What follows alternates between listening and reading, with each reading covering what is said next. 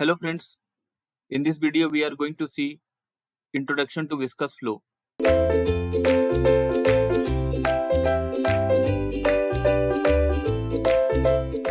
So viscous flow is also known as laminar flow and it is one of the very important chapter in fluid mechanics. And you will find that in some of the books laminar flow is linked with the turbulent flow. But here we are going to see separate section for laminar and separate section for turbulent flow. So let's start with the laminar flow or viscous flow. So as you can see on the page here, where is laminar flow? Laminar flow is here, correct? You can see the pattern of flow of the smoke coming from a source, and definitely we are having a Reynolds number which will determine the exact pattern of flow, whether it is laminar or turbulent zone. Sometimes depending upon the Reynolds number, it is having transition zone also, and many times transition zone is neglected because it is very small.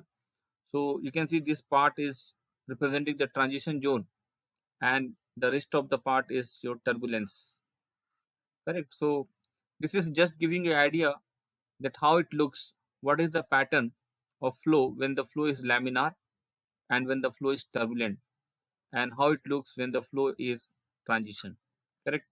So we are going to discuss in detail about the three types of flow: laminar, turbulent and transition. But in this section we are going to see mostly about the laminar flow. Let's go to next slide. So laminar flow or viscous flow introduction. This chapter deals with the flow of fluids which are viscous, very important, which are viscous. So before this chapter we are always discussing about the ideal flow. That means there is no viscosity, correct? There is no viscosity. For example, if you take the example of dynamics, in the dynamics what we have seen, there is no viscosity and ideal flow. So this is the first chapter where you will see that this is having viscosity property in the flow, and that's why it is known as viscous flow. So this chapter deals with the flow of fluids which are viscous and flowing with a very low velocity. Low velocity is a very important criteria for the flow to be laminar. So what happens at low velocity? At low velocities, fluid moves in layers or laminas. Very important.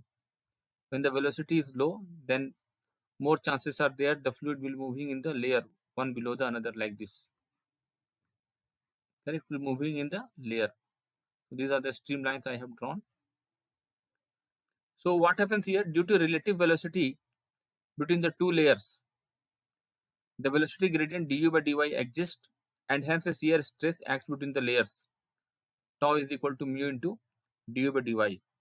So what is the unit of shear stress? Pascal, Newton per meter square or Pascal.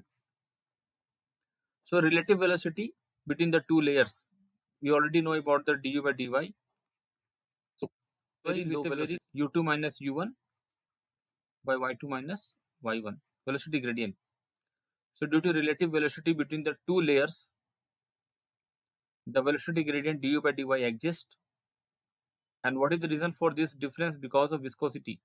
We have studied in the first chapter. And hence the shear stress acts between the layers. Because what is the formula of tau? Tau is equal to mu. So viscosity is already present, mu into du by dy. Okay. So shear stress is present here in this type of flow. So we are also going to see how to find the shear stress in the pipe or in the plate. Now let us understand something about the developing and fully developed flow. So you can see this diagram here on the bottom of the page, and it is representing the fully developed and developing flow. So what is the difference between fully developed and developing flow? Look at the first point. Flow in the entrance region is called hydrodynamic developing flow. Flow in the entrance region, this is the entry and this is the exit of the fluid. Flow in the entrance region is called hydrodynamically developing flow, since this is the region where the velocity profile develops.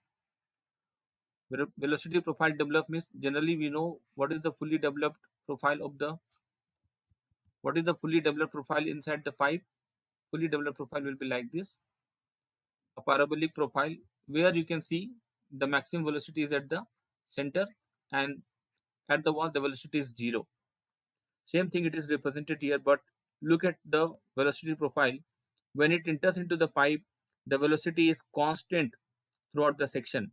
Correct? Velocity is constant. You can see this dotted red vertical line. The velocity is constant.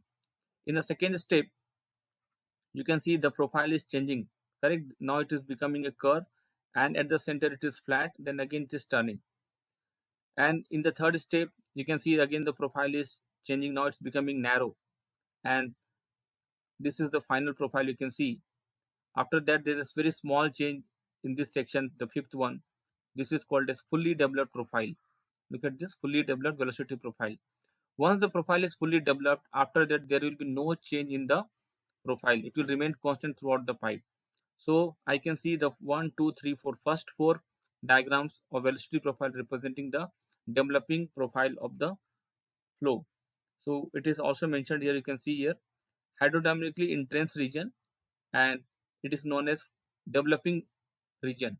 The region beyond the entrance region in which the velocity profile is fully developed and remains unchanged is called hydrodynamically fully developed region. So one thing is very important. This small r is the radius of the pipe.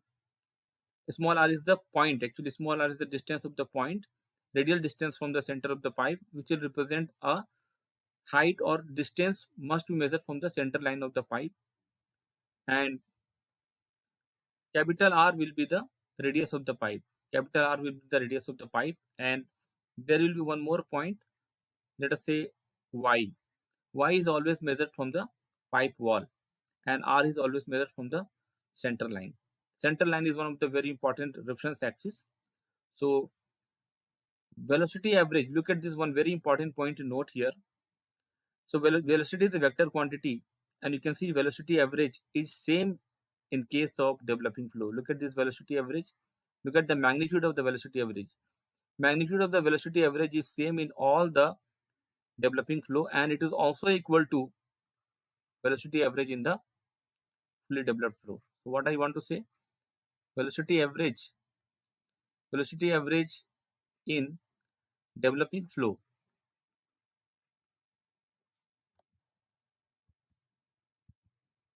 velocity average in developing flow is equal to velocity average in fully developed flow. That means the magnitude of velocity average in developing flow is exactly equal to velocity average in fully developed flow. That means there is no change in the magnitude of the velocity in meter per second, whether you're talking about developing flow or fully developed flow. So from this particular topic, we have questions. Okay, thank you.